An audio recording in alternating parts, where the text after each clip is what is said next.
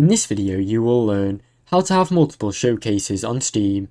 Open Steam and log into your account using your credentials. Launch the Steam client and go to Steam website or the app, then sign in with your account. Go to your Steam profile, click on your profile name in the top menu, then select View My Profile to access your profile page.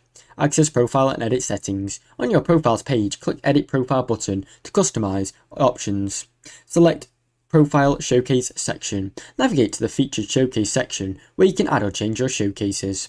Upgrade to Steam level 10 or higher. To unlock multiple showcases, you must reach Steam level 10 or above.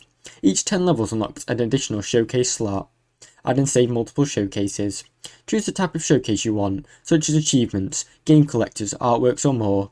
Add them and click Save to display multiple showcases on your Steam profile. Now you know how to have multiple showcases on Steam. Thanks for watching. Don't forget to like and subscribe.